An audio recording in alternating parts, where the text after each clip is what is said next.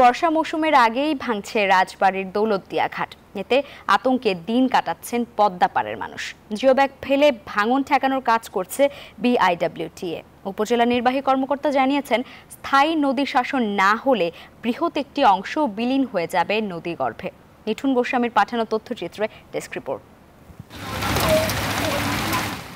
হঠাৎ করেই পদ্মার পানি বাড়ায় ভাঙছে রাজবাড়ীর দৌলতিয়ার ৬ ও ৭ নম্বর ফেরিঘাট এলাকা। এক সপ্তাহের ভাঙনে নদী বিলীন হয়েছে অন্তত ৩০০ মিটার। অসময়ের ভাঙনে নির্ঘুম রাত কাটাচ্ছেন নদীপাড়ের মানুষ।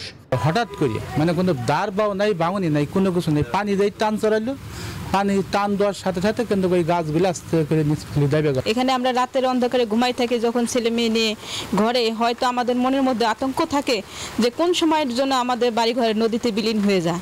নামমাত্র জিওব্যাগ না ফেলে স্থায়ী নদী শাসনে কার্যকর ব্যবস্থা নেওয়ার দাবি জানিয়েছেন স্থানীয়রা। শুকনোর সময় যদি এই বস্তাগুলো ফেলাইতো তাহলে আরো ভালো হতো। বর্ষা আসলে বস্তা ফেলায়।